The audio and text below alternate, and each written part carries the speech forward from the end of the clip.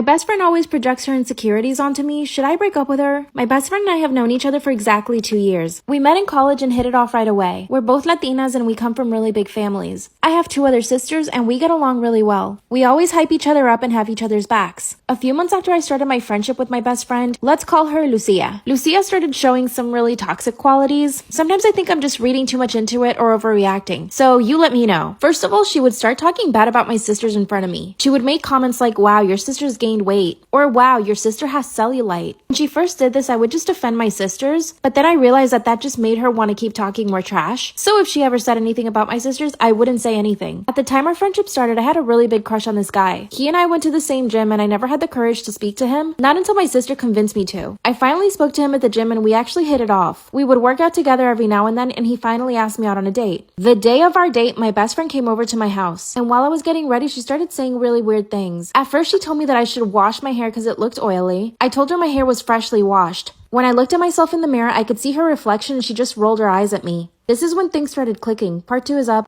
My best friend projects her insecurities on me. Should I break up with her? I could see through the mirror that she had rolled her eyes at me. Then she started making other comments about my appearance. Mind you, I'm getting ready for a date. When I showed her the outfit that I was gonna wear, she said it was too revealing and that I would probably scare him off. It wasn't even revealing, it just showed my legs. It was a cute sundress with a cardigan on top. I told her I thought I looked cute. And then she said, "Allá tu amiga." As I'm finishing up my hair and my makeup, she says, "Wow, you're gonna wear that much makeup?" But the way she said it was so aggressive, I actually took off the lipstick I was wearing. Instead, I just put on lip balm. I looked at her and she had a smile on her face. It was like she was happy she finally got to me. The date went really well and he actually turned into my boyfriend a few weeks later. And guess what? My best friend started judging everything about him. The first time she met him, she started saying, "Wow, I think he's balding," which he isn't. And even if he was, I wouldn't care. She also started making comments about him staring at other girls, something I never even noticed that he did, and I would know I'm with him all the time. It's like she was trying to plant all these insecurities in my head. One day, Lucia and my boyfriend and I are in his car. We were heading to the movie theaters when Lucia says, "Wow, you put on way too much perfume. It's giving me a headache." That's when my boyfriend told her that if it bothered her that much, she should just go home. And out of nowhere, Lucia swung her fist at him. She actually tried to attack him. Part 3 is up.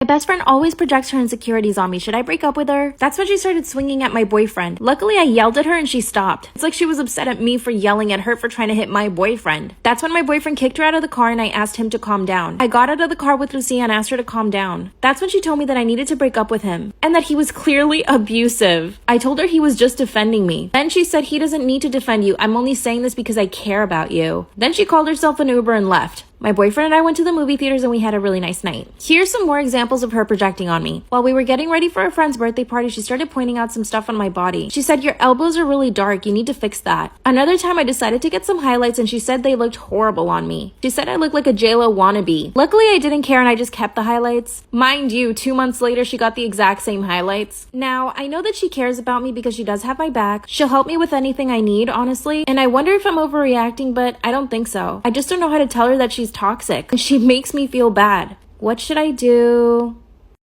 I have 3 daughters, Alyssa 18, Tessa 16, and Jenna 14. We rarely argue. She drives her sisters around and she works full-time while in school. The only problem is that she can be unreliable. If you ask her to get groceries and be home by 5, she'll call you at 6:30 and ask you what you wanted her to do. And she doesn't do housework without being reminded 5 times. She has ADHD though, so that explains it. Now Jenna loves to argue. Jenna argues with my husband a few times a week. She's a pretty good kid otherwise. She's a straight A student, she plays soccer and is playing softball, and she helps around the house more than both of her sisters combined. Tessa is complicated. When she applies herself, she gets straight A's extremely easy. The problem is, she never does her homework, so she usually gets B's and C's. She and I have similar hobbies, and both my husband and I love talking to her when she's in a good mood. We don't fight often, but when we do, it's very dramatic. She's been insisting that she has ADHD or some other problem since she was around 11 because she can't focus, but my husband and I think that she's just trying to get shorter assignments and extra time like Alyssa. We got into an argument the other day because she has IBD and gets infusions every 6 weeks. She's very strict about never pushing it back for any reason after we tried to push it back once because we were going to be in another state and she got sick at 6 weeks and 3 days. It was 2 years ago and she's healthier now, but she still refuses to push it back. Her next infusion is scheduled for the 1st, but we're going to be on vacation from the 30th to the 4th, so I scheduled her infusion for the 8th. Her doctor approved it, but she started yelling at me about how last time I pushed her infusion back, she got sick and she isn't going to risk her health from our vacation.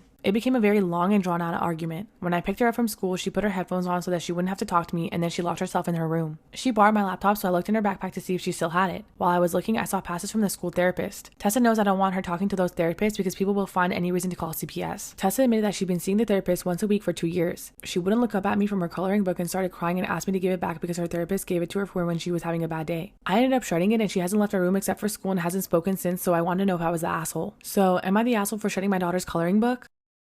I, 24, have been with my fiance, 24, for 7.5 years. We started dating our senior year of high school. He has always said that he was waiting to propose until we had enough money for a wedding. I always told him that I would go to the courthouse or have a very small wedding. He was the one that wanted a big party. There was also his family drama that held him back because he was hoping to mend his relationship with his family before getting married so that they could attend. Long story short, he finally realized that his parents weren't going to be civil and they are no longer in our lives. I began anticipating him proposing after that. He finally did this past Christmas. It felt like we were finally moving forward with our lives. After he proposed, I realized I did indeed want a real wedding, though still something small. He again was trying to make it bigger than what I wanted or what we could afford. He said that we should be celebrating our lives together after all the pain and drama we had put up in our lives. So I began planning a wedding. My father works at a private golf course and they offered to use a venue for a fraction of the cost. I don't have the exact numbers yet, but they waived the site fee, $5,000. I get all the enhancements for free, which is a $2,500 value, and I don't have to have their minimum person count. We're essentially paying for the food and drink and will still be given a discounted price. On top of that, my grandparents and parents are planning on chipping in. I really imagine my fiance and I only paying about $5,000 out of pocket for DJ and attire. And I plan on having people gift money for a house instead of items for wedding gifts. To me, this wedding is important and is a dream wedding that I thought I'd never be able to afford. But my fiance thinks that we should scrap it all and focus on buying a house in the next 2 to 3 years. But that we could get married at the courthouse, even though it was his idea for a big wedding.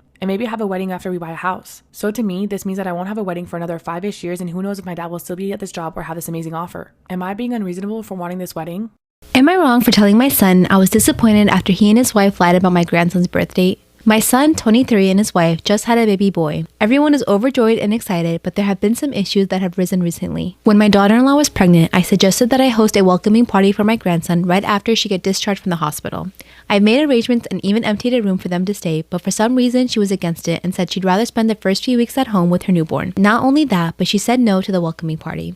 My husband and I talked to my son and he said, "We'll see." But just a couple of days ago, we found out that my daughter-in-law had given birth 2 weeks ago and no one knew about it. My nephew told me and I immediately called my son. He confirmed it. I told him this was not acceptable, lying just because they didn't want a welcoming party and love and support being given from family. I told him I was disappointed because for one, he ruined our welcoming for our grandbaby, and also I invited family members and they're all rightfully disappointed as well. He said it was his last resort after I kept pushing and made his wife uncomfortable, but that was not appreciated because we were just trying to celebrate the new family member in a proper manner. We had an argument and he ended the call upon saying I ruined his joy for his newborn. My husband started texting him since he stopped replying to our phone calls and is now threatening to block my nephew for tattling, but I think that my nephew was decent enough to inform the family. Otherwise, God knows how long my son and his wife are going to hide their son just to keep us at arm's length. We've always been kind and welcoming to my daughter-in-law and her family. I don't know why she would do this and disrespect the family like that. On the other hand, some family members see it as a justified action because we insisted on the party. I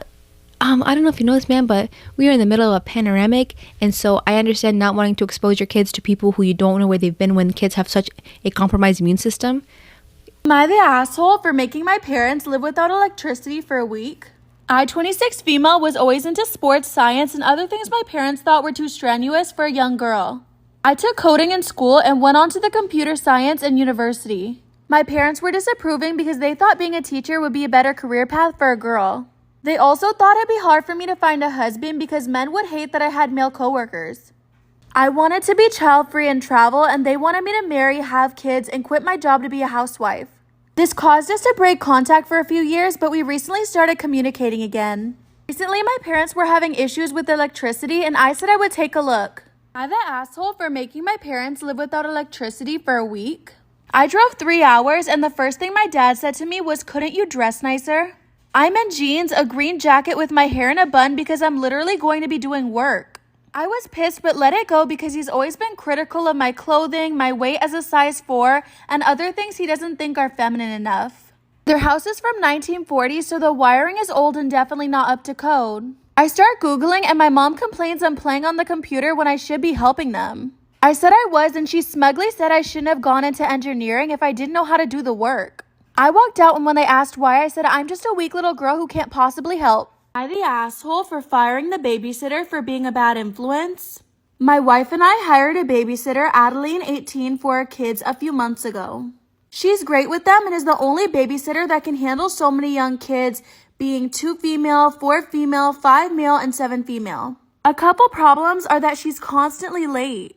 Usually no more than 5 minutes, but it's still irritating. Another thing is, after she puts everyone to bed, she spends the rest of the night on her phone or laptop. She never cleans up in the playroom because she claims it's always messy and she doesn't know where anything goes. So she'll only go ahead and clean up what she did with the kids.